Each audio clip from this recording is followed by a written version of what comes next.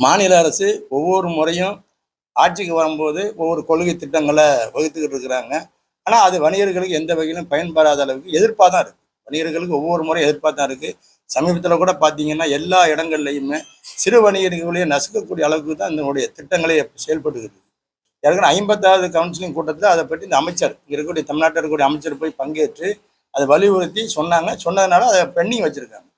அது மிகப்பெரிய மோசடி திட்டம். அதெல்லாம் உண்மையிலேயே கடை நடத்தக்கூடியவங்களுக்கு ஜிஎஸ்டி வரின்னா அது பெரிய கொடுமையான விஷயம். அதெல்லாம் நம்ம கண்டித்து சென்னையில் மிகப்பெரிய அளவில் கொட்டு மலையில் மிகப்பெரிய ஆர்ப்பாட்டம் பண்ணோம். வணிகர்கள்லாம் அன்னைக்கு நனைஞ்சிக்கிட்டு அந்த ஆர்ப்பாட்டத்தை மிகப்பெரிய அளவில் வெற்றி ஆர்ப்பாட்டமாக மாற்றி அமைச்சு கொடுத்தாங்க. ஜிஎஸ்டி வரி விதிப்பு வந்து உங்களுக்கு எல்லாத்துக்குமே தெரியுமே, சிறு வணிகர்களை மிகப்பெரிய அளவில் பாதிக்கக்கூடிய அளவுக்கு தான் இந்த ஜிஎஸ்டி வரி விதிப்பு அதிகமாகிட்டே இருக்குது. தொடர்ந்து ஒவ்வொரு நாளும் ஒவ்வொரு இதை கண்டுபிடிச்சு அவங்க வந்து அதை வணிகர் மேலே திணிக்கிறாங்க. நம்ம திணிப்பு இருக்கக்கூடாதுங்கிறது தான் எல்லாத்துக்கும் தெளிவாக சொல்லிக்கிட்டு இருக்கோம். ஒவ்வொரு முறையும் மத்திய அரசும் மாநில அரசும் எனக்காம போட்டோம். வணிகர்களும் யார் வணிகர்லாம் வெளியாளா? விவசாயிகள் ஒரு கண்ணு, வணிகர்கள் ஒரு கண்ணு. இவங்க தான் அந்த அமைப்பை அந்த அரசு நடக்கிறதுக்கு பாலமாக இருக்கக்கூடியவர்களே விவசாயிகளும் வணிகர்கள் தான். வணிகர்களும் விவசாயிகளும் அரவணைச்சு போனால் தானே ஆட்சியாளர்கள் நல்லபடியாக இருக்க முடியும், ஆட்சி அமைக்க முடியும். ஜிஎஸ்டியை வந்து ஒழுங்குமுறைப்படுத்தணும். ஜிஎஸ்டி ரத்து பண்ணவே நாங்கள் சொல்லவில்லையே, இன்னைக்கு இல்லை. நாங்கள் 7 வருஷமா அமைப்பு நடத்திக்கிட்டு இருக்கிறோம், அமைப்பு கொண்டு போய்கிட்டு இருக்கிறோம், கட்டமைப்போட கொண்டு போகிறோம். ஜிஎஸ்டியை வரைமுறைப்படுத்துங்கன்னு சொல்ல வரோம். ஜிஎஸ்டியை வரைமுறைப்படுத்தினாலே நாட்டுக்கு எப்படி துணை இராணுவங்கள்லாம் எப்படி நம்மளுக்கு முக்கியமான ஒரு விஷயமோ, மருத்துவம் முக்கியமான விஷயமோ, சாலை வசதி முக்கியமான விஷயமோ, அதெல்லாம் யார் செஞ்சுக்கிட்டு இருக்கிறோம்? விவசாயிகளுடைய பட்ஜெட்டில் தானே அந்த அரசு இயங்குது. அப்போ விவசாயிகள் ஒரு கோரிக்கை வச்சோம்னா என்னன்னா கேட்கணும்ல. ஜிஎஸ்டி வந்து வேண்டாம்னு சொல்லலையே. ஜிஎஸ்டி ஒருமுறைப்படுத்தி எங்க உற்பத்தியாளர்கள் இருக்கிறாங்க, உற்பத்தியான பொருட்களுக்கு எங்க விதிக்கிறாங்களோ அந்த வரி விதித்து பண்ணாங்களே ஈஸியா இருக்கும்ல. இப்போ கடையில் ஒரு ஜிஎஸ்டி அதுக்கு ஒரு ஆள் வைக்க வேண்டியிருக்கு. ஏற்கனவே உங்களுக்கு தெரியும் எல்லாமே. கோவை மாவட்டத்தில் அன்னபூர்ணா உரிமையாளர் வந்து ஒரு கூட்டம் நடந்து இருக்கும்போது ஜிஎஸ்டி பற்றி கேட்கும்போது அவர் யதார்த்தத்தை சொன்னார். ஜிஎஸ்டி ஜாமுக்கு பண்ணுறதுக்கு நீங்கள் வரி போடுறீங்களா, அது ஒரு முறையாக இருந்தால் நல்லா இருக்குங்கிற கருத்தை வச்சாங்க. அதுக்கே கூப்பிட்டு ஒட்டுமொத்த வணிகர்களை மன்னிப்பு கேட்கக்கூடிய அளவுக்கு அவங்க நடந்துக்கிட்டாங்க அந்த இடத்துல. இப்படி தான் அரசு தாண்டோனித்தனமான அரசாக தானே இருக்கு எல்லாமே. ஏற்கனவே சென்னையில் மிகப்பெரிய அளவில் கொட்டு மலையில் ஒரு ஆர்ப்பாட்டம் நடத்தினோம். அவங்க தள்ளி வச்சிருக்காங்க. அடுத்து வைக்கலாம்னு சொன்னால் கண்டிப்பாக அரசு வந்து ஒரு வணிகர் மேலே திணிப்பு ஏற்பட்டால் கண்டிப்பாக எதிர்த்து போராடும். அதுதான் தமிழ்நாடு அனைத்து வணிகர்கள் பேரமைப்பு தெளிவாக இருக்கும். அரசு எந்த கொள்கையும் வணிகர்களை நசுக்கிற திட்டங்கள் சட்டங்கள் எது வந்தாலுமே அது செய்வோம்.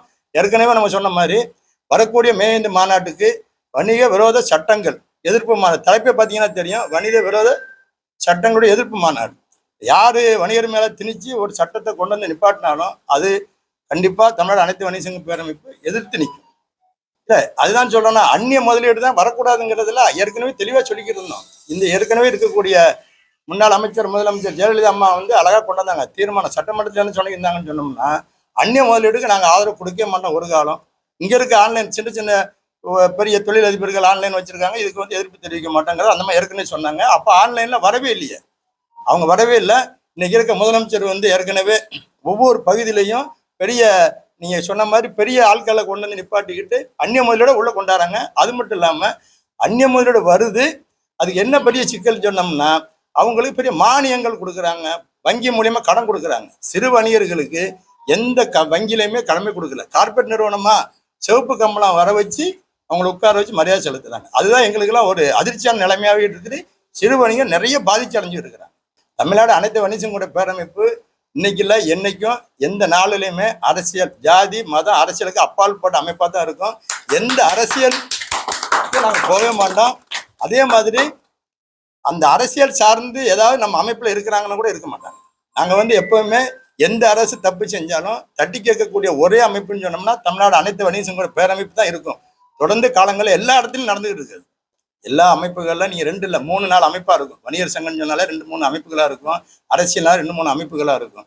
கோரிக்கைகளை வந்து அவங்க என்ன பண்ணுறாங்க, அவங்க நலம் சார்ந்தவங்களை வச்சுக்கிட்டு அறிக்கை விடுறாங்கிறதான் வருத்தமே தவிர. இப்போ அதிமுக நிலைப்பாடு ஒரு சங்கம் இருக்கும், திமுகனுடைய நிலைப்பாடு ஒரு சங்கம் இருக்கும். ஒரே சின்ன உதாரணத்துக்கு பார்த்தீங்கன்னா திருச்சியில் தமிழக முதல்வர் வந்து 2 ஆண்டுகளுக்கு முன்னாடி கலந்துக்கிறாங்க.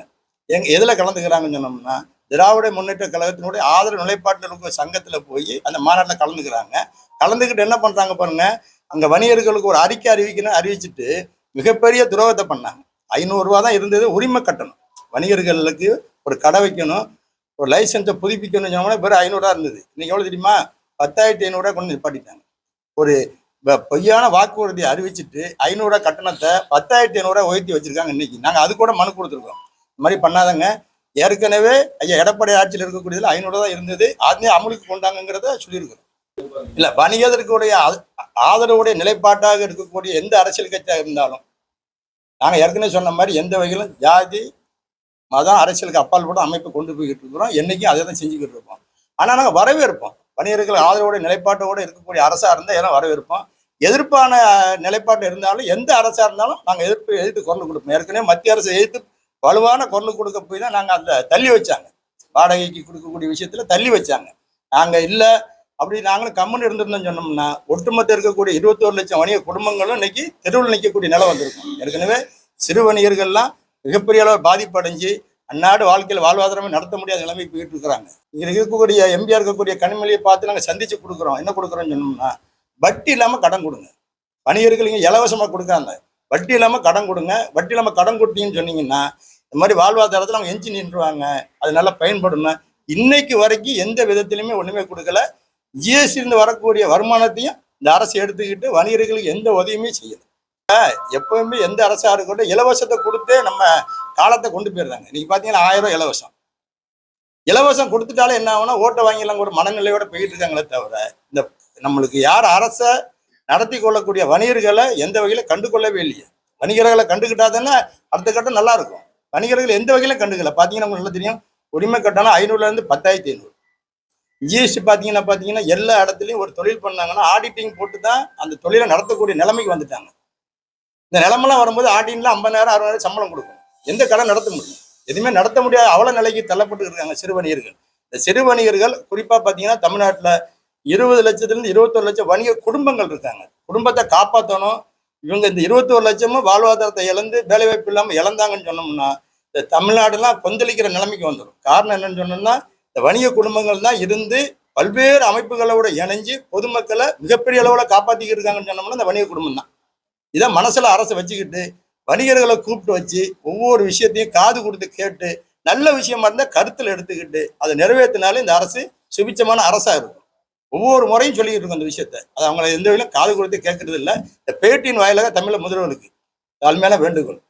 இந்த துறை சார்ந்த அதிகாரிகள் அருமையான மூர்த்தி அவர்கள் ஒவ்வொரு இடத்துலையும் ஒரு 5 வாகனத்தை போட்டு வச்சுக்கிட்டு சோதனைங்கிற அடிப்படையில் பயங்கரமான ஜிஎஸ்டி வரியும் இவங்களை இணைஞ்சு பெரிய அளவோட அடிச்சுக்கிட்டு இருக்காங்க. அதை கொஞ்சம் நிறுத்துங்கிறத தாழ்மை கேட்டுக்கிறோம். பார்த்தீங்கன்னா வட மாநிலங்களிலிருந்து கூலி தொழிலாளர்கள் அங்கே வந்தாங்க.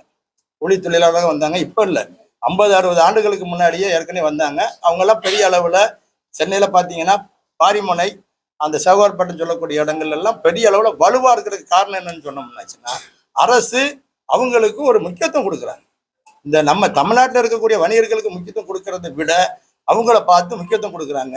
வங்கி மூலியமாக அவங்களுக்கெல்லாம் ஏதோ ஒரு ரூபத்தில் பெரிய அளவில் சப்போர்ட் பண்ணுறாங்க. இன்னைக்கு பார்த்தீங்கன்னா பாரத பிரதமர் கொண்டு வந்த முத்ரா வங்கியில் உள்ள போனீங்கன்னா நேஷனல் ஹைவேஸ் வங்கியில் போனீங்கன்னா முத்ராங்கிறத தட்டினோம்னா வணிகர்களுக்கு லோன் கொடுக்கக்கூடிய கடன் கொடுக்க வேண்டிய பகுதியால் இருக்கும்.